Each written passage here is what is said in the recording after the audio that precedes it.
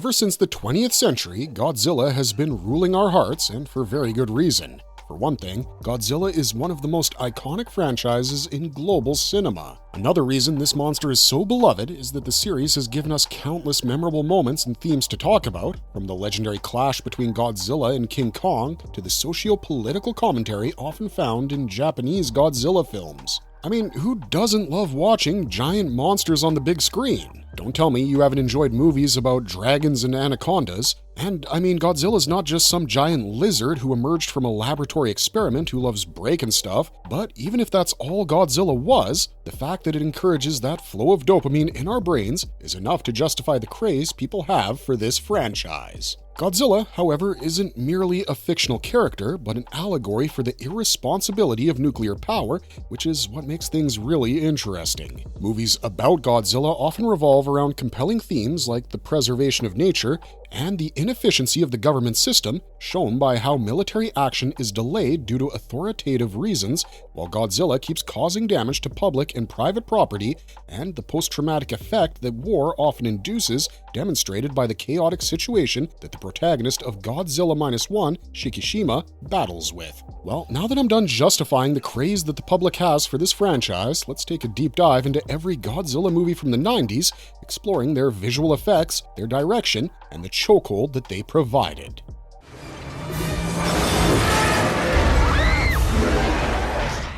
Godzilla, 1998. Listen, we know, lots of people actually shit on Roland Emmerich's Godzilla, but if we actually look into it, it's undoubtedly a fun movie to watch, especially since the 90s vibes that you get from this film are immaculate, regardless of how stupid the plot is. Boasting a stacked cast, including stars like Hank Azaria, Matthew Broderick, Jean Reno, and more, the memorability of this flick is further proven by the fact that its soundtrack boasts solid bangers. We're looking at you, Foo Fighters' A320 and Jamiroquai's Deeper Underground. Godzilla was undoubtedly that movie in the late 90s because it gave rise to all modern disaster movies showcasing large-scale epic destruction. I mean, James Cameron had already made Titanic, but that was more of a classic example. In comparison to that, Godzilla is an action-packed disaster flick. However, this Godzilla wasn't without limitations. In fact, it was kind of full of them. Why? Well, the plot is really stupid and boring.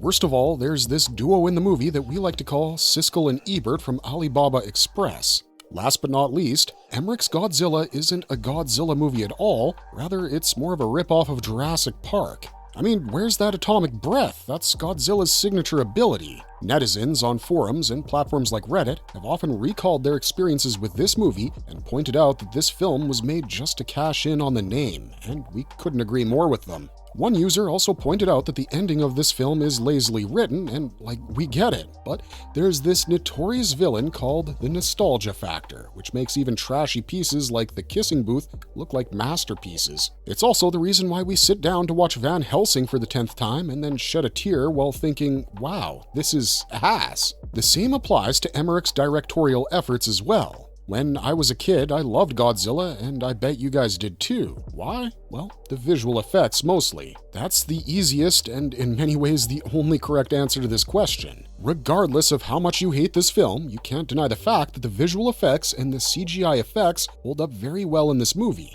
and you almost end up emotionally resonating with a fictional character, in this case, Big Zilla.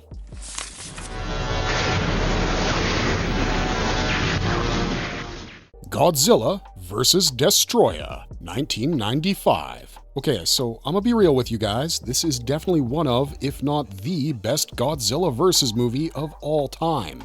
Period. I already want to watch it again. The allegorical implications, the stakes, the ticking clock, the motifs, the cinematography, the visual effects, the design, the motions, this movie has everything, and it's got it down to a T. And since it was produced by Toho Studios, Godzilla vs. Destroyer is, of course, a perfectly made Godzilla movie. I may have even shed a tear during that ending sequence. To be fair, I was just a kid, and Godzilla's meltdown at the end of this movie just destroyed me. On top of it, there's no dumb human plot in this movie, which is a huge bonus in our books. In many ways, it's the exact opposite of Roland Emmerich's Godzilla. This one's a timeless classic, and you can't tell me otherwise, but here's the thing. In this movie too, the human characters are really bland. If you're a huge fan of Godzilla, you must be aware of the fact that the human characters in the movies related to Godzilla lack charisma and are mostly flat. Also, the ending of this movie is kind of ambiguous. We're not going to say exactly why, because you guys probably already know what we mean, but people often talk about Godzilla and King Kong whenever they talk about any iconic fights that Godzilla has had. I mean, everyone loves watching the giant monkey and the giant lizard fight, we get it. However, Destoroyah is a fan-favorite kaiju around the Marvelous offices. His background is incredibly interesting, and his association with the Oxygen Destroyer, which is revealed in the ending sequence of the film, is kind of unique and fascinating. However, we've also noticed that he doesn't really do much other than scream. He just doesn't fight back properly. We saw a meme comparing him to the screaming goats from a couple years back, and honestly, we just can't unhear it. Despite that, however, Godzilla vs. Destoroyah has one of the best soundtracks in the franchise. What's even more ludicrous is that with Godzilla vs. Destoroyah, the Godzilla series would have ended, but fortunately enough, it was rebooted. Another high point about this film is that it's actually the conclusion to Godzilla Jr.'s trilogy. That's one of the biggest things people talk about when they talk about this movie, but overall, the way Godzilla's fate is handled at the end of this film is satisfying, and it stays faithful to the core of the franchise.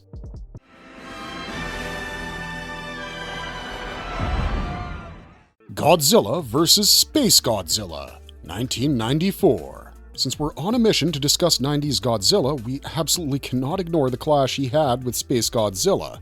Yeah, we know, the plot has tons of flaws, it's pretty messy, but it is worth watching. Why? Well, because of our beloved Junior, of course. We know he's a bit of a controversial figure, but he's adorable as hell, and I mean, it's a tiny baby Godzilla, what's not to love? That said, people have often put out valid criticism about Junior's frequent appearance, killing the emotional elements necessary in this movie. Certain parts of the plot of Godzilla vs. Space Godzilla just don't make sense, like at all. As has been pointed out, Godzilla is actually extremely strong. If he can withstand monsters and machines, then how can he be overpowered by a tiny bullet of blood coagulant? On the other hand, though, the subplots of this movie also kind of suck ass. I mean, like the Yakuza? Come on. But it's okay, it's a Godzilla movie.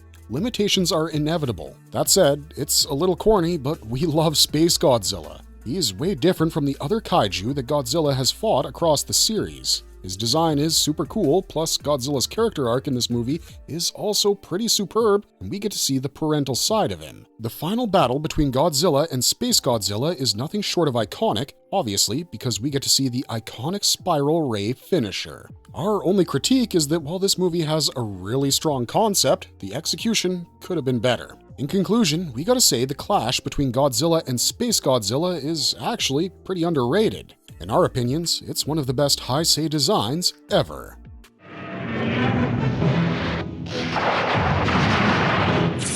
Godzilla vs. Mothra, 1992.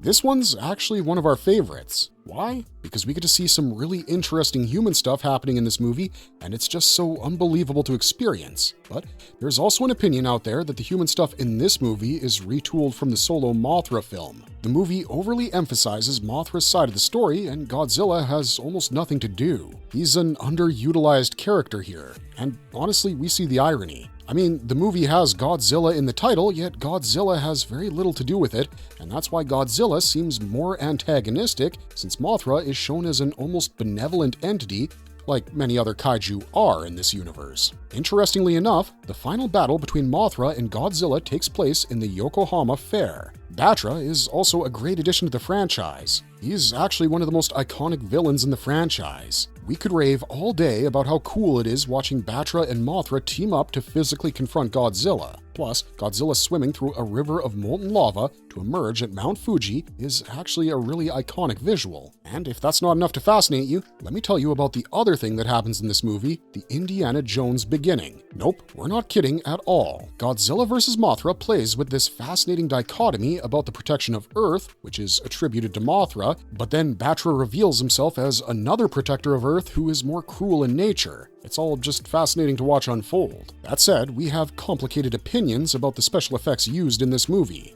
Either way, a lot of people prefer the original 1964 version of this film, and we completely understand that too. A lot of people actually share that opinion, so we're not just saying that to be edgy. Besides, Godzilla vs. Mothra comes as a direct critique of post-war capitalism, demonstrated by a greedy developer deciding to turn a giant moth egg into a tourist attraction in the movie.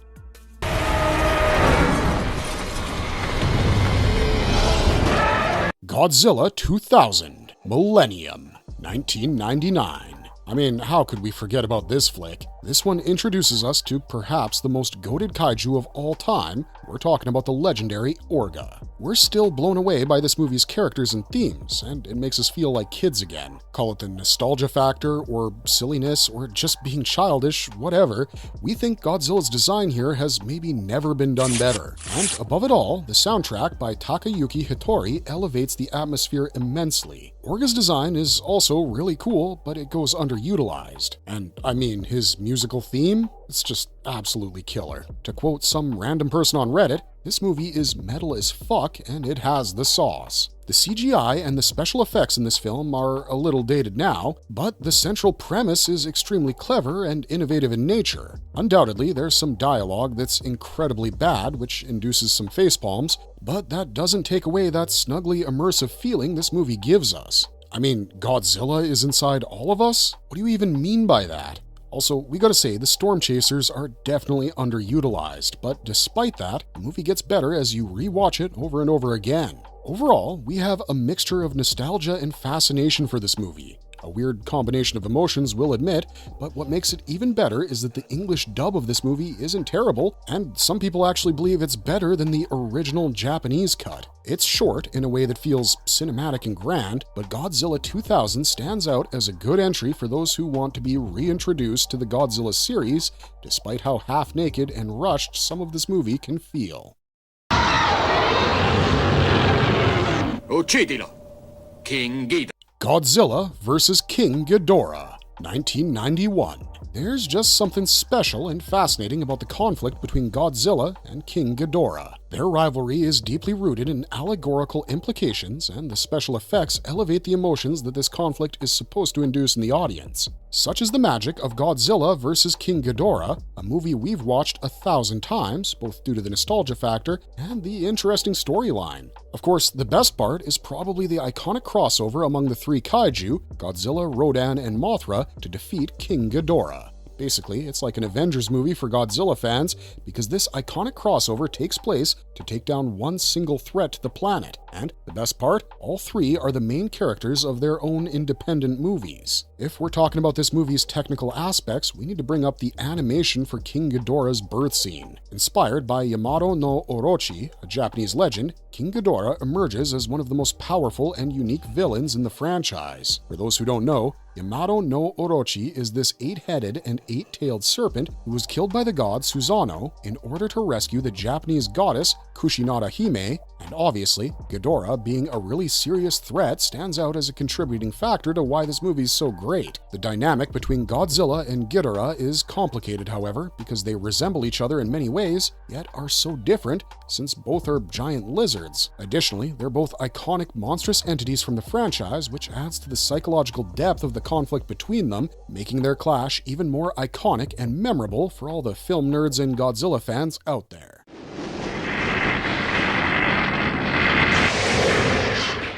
Godzilla vs. Mechagodzilla II, 1993. Released in 1993, Godzilla vs. Mechagodzilla II is definitely not a direct sequel to the 1974 film, even though it is the 5th film in the franchise. What makes this movie memorable is that it strikes a balance between the high-tech action sequences, emotional stakes, and some of the best suitmation work in the 90s, which establishes it as a high watermark for the Godzilla series. Godzilla vs. Mechagodzilla II marks the introduction of Baby Godzilla, aka Junior.